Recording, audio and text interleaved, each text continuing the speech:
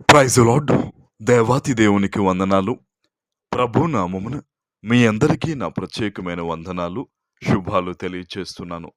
ఈ దినము కొరకు ఏర్పాటు చేయబడిన దేవుని వాగ్దానము యోహాను సువార్త 11వ అధ్యాయము 43, 44 వచనాలు.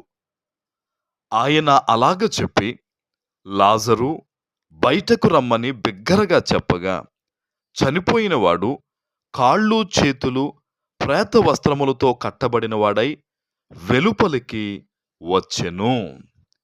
దేవుని నామానికి మహిమ కలుగునుగాక. ఈ ఉదయకాల సమయంలో సర్వ సృష్టికర్త అయిన నీ తండ్రి గొప్ప వాగ్దానం ద్వారా నిన్ను బలపరుస్తూ ఉన్నారు. హల్లెలూయా. ఆనాడు తాను ఎంతగానో ప్రేమిస్తున్న లాజరు చనిపోయిన తర్వాత 4 దినాలు దేవుడు అక్కడికి వెళ్ళలేదండి.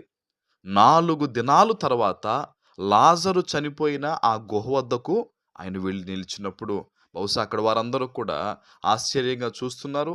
కొంతమంది అయితే వాడు చనిపోయి 4 రోజులైంది గనక ఆ వాసన వస్తుందయ్యా, దుర్వాసన వస్తుందయ్యా, ఇక్కడ ఉండడం మనకి ఏమాత్రం మంచిది కాదని చెప్పి యేసు ప్రభుతోనే అన్నారు. ఈరోజు ఈ వాగ్దానం వింటున్న వారిలో కొంతమంది యొక్క ఆలోచన ఎలా ఉంటుందంటే, ఇది జరిగిపోయింది కదా, ఇంకంతా అయిపోయింది కదా, ఇంకా అయిపోయిన తర్వాత ఇంకేముంది, మా జీవితంలో ఇంకేం మేలు జరుగుద్దని వారి యొక్క హృదయాల్లో కొంతమంది ఆలోచన చేస్తున్నారు. బిడ్డలారా, దేవునికి అసాధ్యమైనది ఏదన్నా ఉందా? నీ జీవితంలో ఏదైనా ఒక పని జరగలేదు, అది అయిపోయింది, ఇంకా ముందుకెళ్ళిపోతున్నాను, ఆ జాబ్ నాకు రాదు, ఈ మనిషి ఇంకా నాకు దక్కడు, ఆ పరిస్థితులు ఇంకెలా బాగవ్వని ఎందుకు నీ అంతటి నువ్వు అలా మాట్లాడుతున్నావు? ఈరోజు దేవుడు చెప్తున్న మాట ఏంటో తెలుసా? నీవు నమ్మిన ఎడల దేవుని మహిమను చూస్తావు. ఆమేన్. నీ మనస్సులో దేవుని మీద విశ్వాసం ఉండాలి, నమ్మకం ఉండాలి. ఇది నా దేవుడు చెయ్యగలడు, ఇది నా దేవుడు మాత్రమే జరిగించగలడు, నా యేసయ్యకు అసాధ్యం ఏదీ లేదని అటువంటి నమ్మకం ఈరోజు ప్రభు నీలోంచి కోరుకుంటున్నాడు. ఎందుకో తెలుసా? ఆయన అక్కడ నిలబడినప్పుడు వారితో చెప్పిన మాట ఏంటంటే, రాయిని తొలగించండి అన్నాడు. ఒక మనిషికి తిరిగి ప్రాణాన్ని ఇవ్వగలిగిన దేవునికి రాయిని తొలగించడం ఏదన్నా పెద్ద సమస్య? దాని అర్థం ఏంటో తెలుసా?